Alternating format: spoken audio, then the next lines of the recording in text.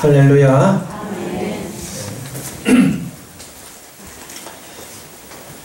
오늘 함께 교독해서 읽은 말씀을 가지고 복 있는 가정이라고 제목으로 말씀을 드립니다. 가정의 달 5월도 어느덧 셋째 주일을 맞이하게 되었습니다. 가정은 하나님께서 사람의 행복을 위해서 직접 만드신 최초의 공동체가 가정입니다. 오늘은 하나님께서 우리 가정에 어떤 복을 주셨는가, 그리고 어떤 가정이 진정으로 복된 가정인가 살펴보므로 은혜를 함께 나누는 시간이 되기를 바랍니다. 현대인들은 행복을 찾으려고 가정 밖에서 방황을 하는 경우가 상당히 많이 있다고 합니다. 어떤 남편은 가정을 떠나서 방황하는 남편이 있고, 어떤 주부는 가정을 떠나서 방황하는 또한 주부가 있습니다.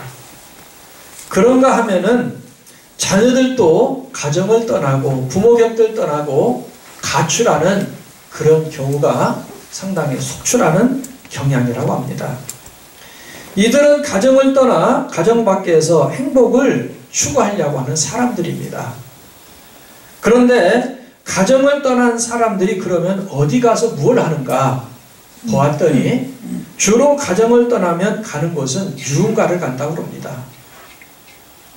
그곳에서 제일 처음에는 유흥가에 가서 재밌게 좀 놀겠지요. 마치 아버지의 곁을 떠났던 탕자처럼 말입니다. 또 유흥가를 드나들다가 나중에는 또 어디를 가느냐, 도박장을 간다고 합니다. 그리고 마약에 빠진다고 그래요. 그러면 이들에게 돌아오는 건 뭐가 돌아오느냐? 행복과 만족과 기쁨이 아니라 허무와 절망과 상처가 돌아온다고 합니다. 독일의 유명한 시인 괴테는 이런 말을 했습니다. 왕이나 백성이나 가정에서 행복을 찾지 못한 왕, 백성, 그 사람들은 불행하다 그랬습니다. 여러분, 하나님께서 우리에게 가정을 주셨습니다. 가정에서 행복을 맛보시고 찾는 지혜가 있기를 바랍니다.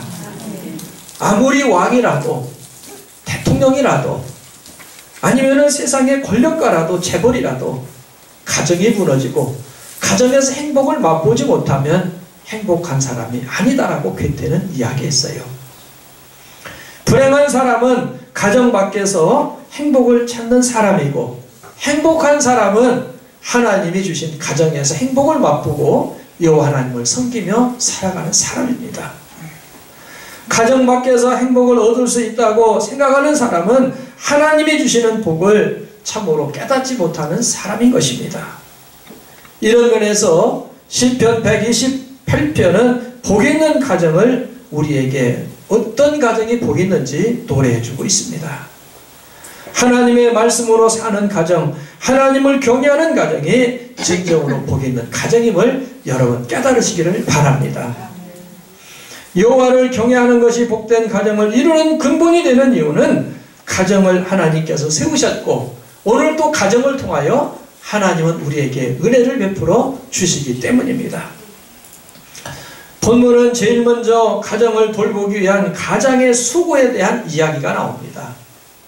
그리고 가족의 구성인인 아내와 또한 자식들의 이야기가 나오고, 끝으로는 이제 후손들을 언급하는 이야기로 시편 128편 1절에서 6절이 짜임새가 그렇게 맞춰져 있습니다. 특히나 시인은 복 있는 가정이 되려면은 여호와 하나님을 경외하라, 그렇게 말을 하고 있어요. 동시에 여호와 하나님을 경외하는 가족이 화목하고 번성한다고 오늘 본문에서 이야기해주고 있습니다. 시인은 1절에서 여호와를 경외하며 그의 길을 걷는 자마다 복이 있다 그랬습니다. 여기에서 걷는 자마다라고는 원어는 하울레크라고는 말인데, 하나님의 뜻을 구하면서 그 길을 걷는 사람을 의미하고 있습니다. 자, 한번 우리 읽어볼까요? 자, 시작. 여호와를 경외하며 그의 길을 걷는 자마다 복이 있도다. 여기서 걷는 자마다의 원어는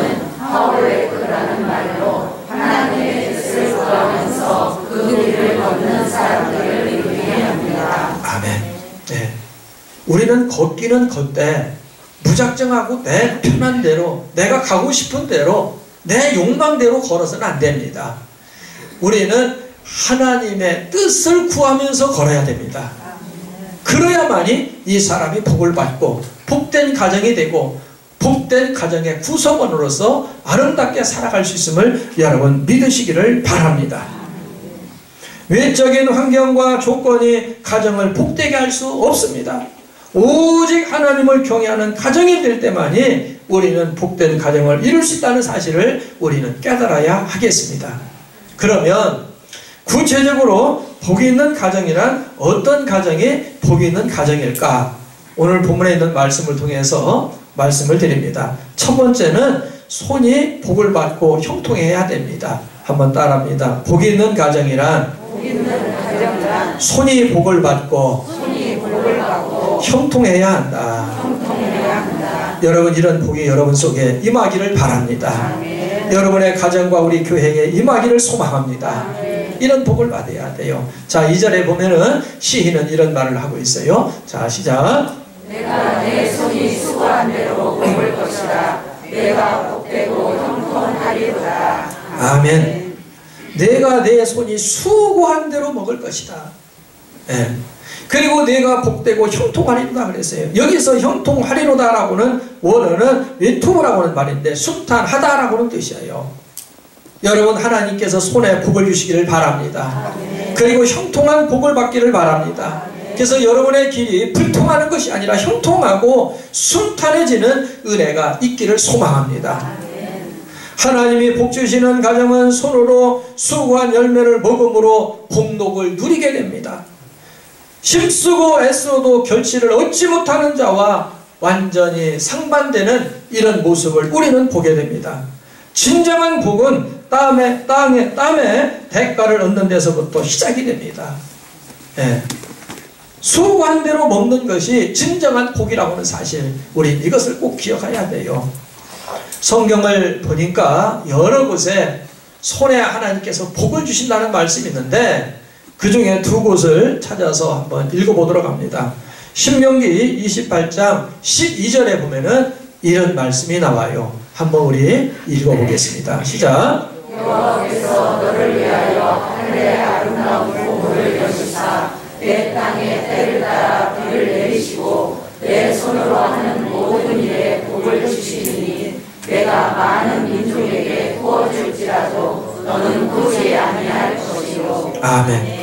이런 복이 여러분에게 임하기를 바랍니다. 하나님께서 여러분의 손을 붙들어 주시고 영육에 복을 주시어서 이런 복을 받고 여러분들 승리하시기를 바랍니다. 여호와께서 너를 위하여 하늘의 아름다운 보고를 연다. 예. 보고가 뭐예요? 복을 찬 거지요. 여시사 내 땅에 때를 따라 비를 내리시고 내 손으로 하는 모든 일에 복을 주시리니. 어떤 일은 복 주고 어떤 일은 복을 안 주고가 아니, 모든 일 네가 하는 일마다, 만지는 일마다, 사업하는 일마다, 내가 머무는 곳마다 내가 너에게 복을 주겠다 그랬습니다. 복을 주겠다. 예. 그 주시리니 내가 모든 민족에게 꾸어줄지라도 너는 꾸이지 아니할 것이다. 경제적으로 영육간에도 또한 강건한 복을 누릴 것을 말씀하고 있습니다. 신명기 30장 9절과 10절에는 또 이런 말씀이 나와 있습니다. 자, 읽습니다. 시작. 내가 내 하나님 여호와의 말씀을 청종하여 이 율법책에 기록된 그의 명령과 규례를 지키고 내 마음을 다하며 뜻을 다하여 여호와 내 하나님께 돌아오면 내 하나님 여호와께서 내 손으로 하는 모든 일과 내 몸의 소생과 내 가축의 새끼와 내 토지 소산을 많게 하시고 내게 복을 주시되 곧 여호와께서 내 조상들을 기뻐하신 것과 같이 너를 다시 기뻐하사 내게 복을 주시리라. 아멘. 네. 여러분, 이런 복을 받기를 바랍니다. 아멘. 저곳에도 보면은 여호와 하나님께서 내 손으로 하는 모든 일과 내 몸의 소생과 내 가축과 새끼와 토지와 소산의 복을 주시리라 그랬습니다. 아멘. 그런데 하나님께서는 어떤 자에게 주시느냐? 여호와 하나님의 말씀과 명령과 율법을 청종하는 자, 듣고 따르고 순종하는 자에게 주시겠다고 말씀하고 있습니다. 예.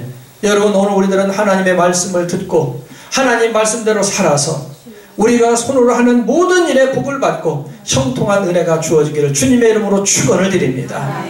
그런 은혜를 우리가 누려야 돼요. 하나님은 우리가 이 땅에 사는 동안에 복받고 살기를 원하지, 우리가 정말로 힘들고 어렵게 살기를 원하지 않습니다.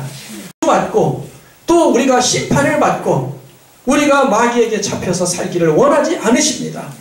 하나님을 잘 경외하고 하나님 말씀대로 살아서 하나님은 그렇게 우리가 복받고 살기를 원함을 믿으시기를 바랍니다.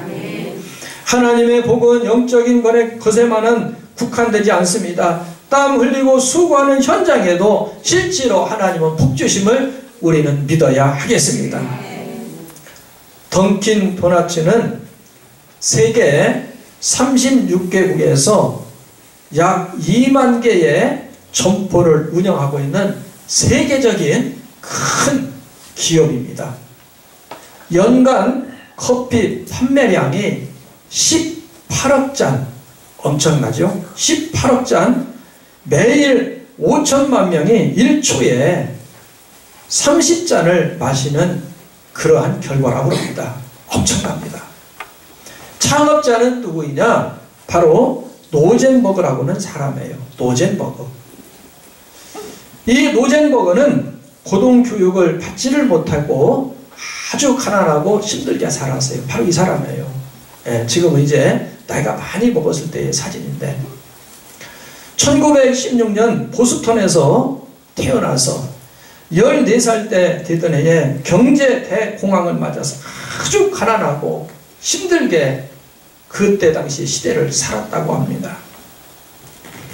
한 주일에 겨우 그는 돈을 20불씩 벌 수밖에 없는 그런 상황이었다고 해요. 그러지만 부모님을 모시고 부모님을 지극정성 쇼하면서 그 속에서도 20불 버는 속에서도 11조만큼은 꼬박꼬박 하나님 앞에 드리면서 하나님을 경외하며 아름다운 가정을 이루었다고 합니다. 그러냐 하나님께서 그에게 지혜를 주시고 은혜를 베푸셔서 점심을 배달하는 모빌런치 서비스 회사를 세워서 성공의 가도를 걷게 했던 유명한 신화가 있습니다. 노젠버그는 훗날에 그가 엄청난 대기업의 이제 주주가 되면서 유명한 말 하나를 남겼습니다. 그 말은 어떤 말이냐? 바로 성공은 지식에 많고 적음에 있는 것이 아니라 삶을 살아가는 태도에 달려 있다라고는 말입니다. 자, 한번 저 말 읽어봅니다. 자, 시작. 성공은 지식에 많고 적음에 있는 것이 아니라 삶을 살아가는 태도에 달려 있습니다. 네, 성경 말씀은 아닙니다만은 노젠버그의 말이에요. 성공은 지식에 많고 적음에 있는 것이 아니래요. 저도 그렇게 동감합니다. 삶을 살아가는 어디에 있습니까? 태도가. 우리가 어떻게 삶을 살아가느냐, 그 태도에 달려있다 말합니다. 여러분, 오늘 우리들은 하나님 앞에 아름다운 신앙의 모습의 태도를 가지고 하나님을 경외하면서 살아가야 됩니다. 그때 여호와 하나님께서는 우리에게 은혜를 주시고 복을 주실 줄로 믿습니다. 성도에게는 환경이나 조건이 문제가 되지 않습니다. 하나님을 믿고 살아가는 태도가 우리는 우선되어야 된다는 사실을 여러분 꼭 기억하시기를 바랍니다. 두 번째로는 복 있는 가정이란 어떤 가정이냐? 결실하는 복을 받습니다. 3절에 이런 말씀이 나와 있습니다. 3절 보면은 이렇게 되어 있어요. 읽습니다. 시작.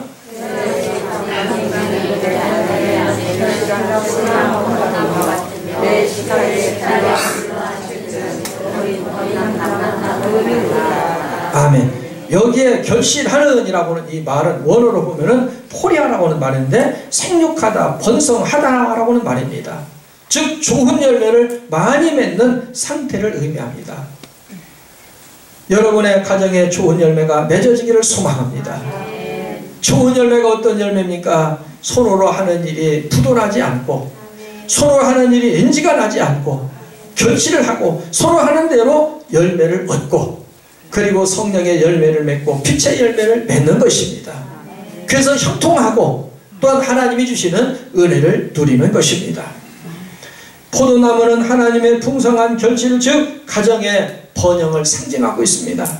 또 감람나무는 자녀들의 활력과 성장을 여기서 말하고 있습니다. 가정의 복은 두 가지로 나타납니다. 아내에 관한 복과 자녀에 관련된 복입니다. 시인은 아내를 결실한 포도나무에 비유하며 아내로 인하여 하나님의 복이 가정 구석구석에 채워진다고 이야기하고 있습니다. 그리고 자녀에 관한 복은 어린 나무 감람나무 같다라고 이야기합니다. 시인은 포도나무 열매처럼 복된 자녀를 낳고 어린 감람나무 같은 자녀들이 자라는 가정이야말로 복이 가득한 가정이다, 그렇게 이야기해주고 있어요. 마지막 세 번째로는 평강의 복을 받습니다. 여러분의 가정에 평강이 있기를 바랍니다. 사업체에 평강이 있고 우리 교회에 평강이 있고 우리의 심령에 이 나라에 평강이 있기를 소망합니다.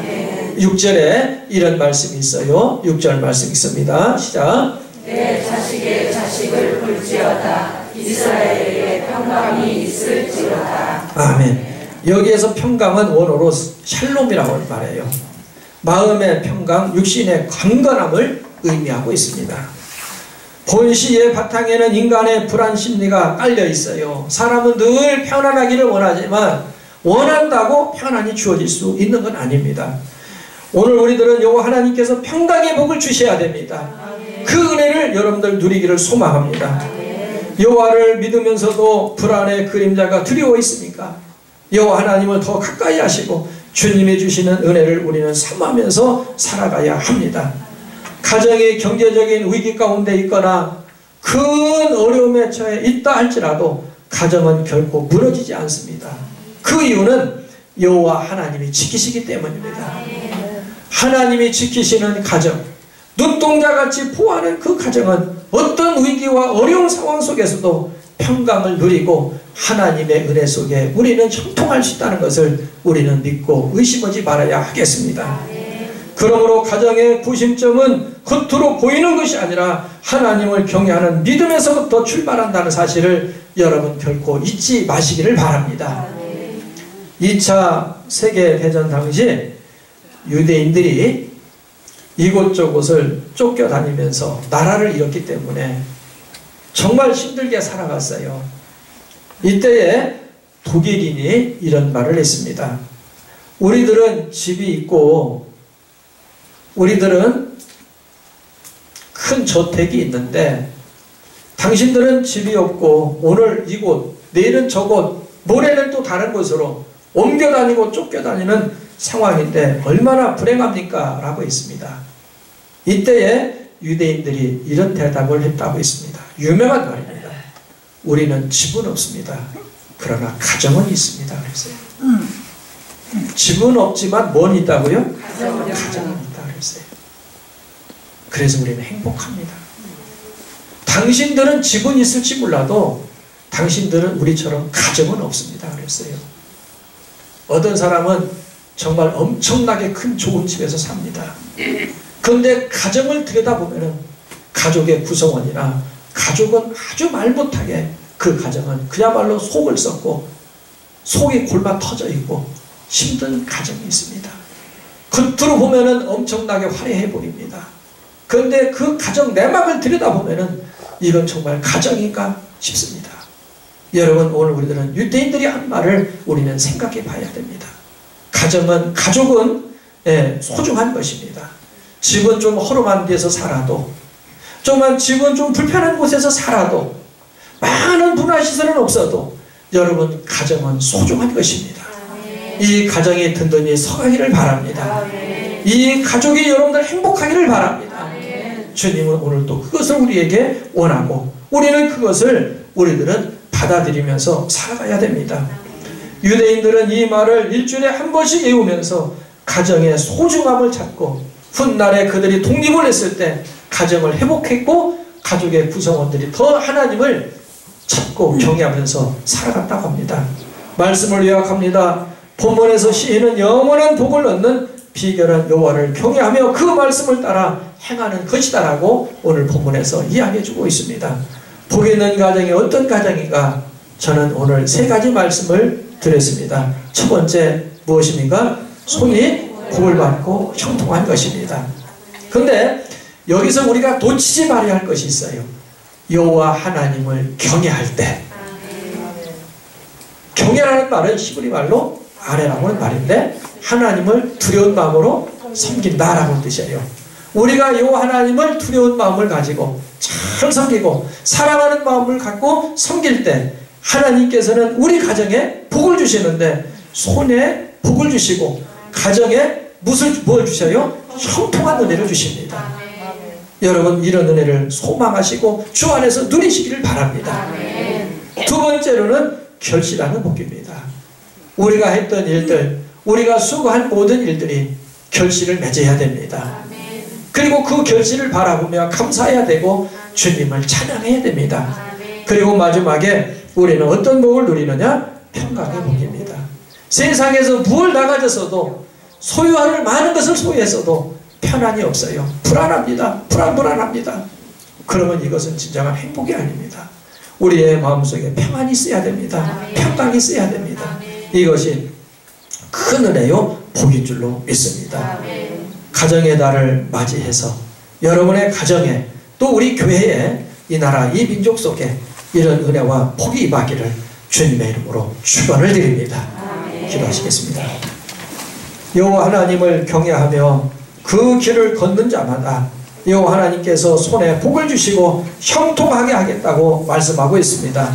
또한 손으로 한 모든 일들이 결실하고 복을 얻고 평강의 복을 주시겠다고 말씀하셨사오매 오늘 우리들이 하나님을 잘 섬기고 하나님 말씀 따라 살아서 손에 복을 받게 하시고 형통하게 하시고 손으로 했던 모든 일들이 아름답게 결실하고 평강의 은혜를 누릴 수 있도록 은총 부어 주시옵소서.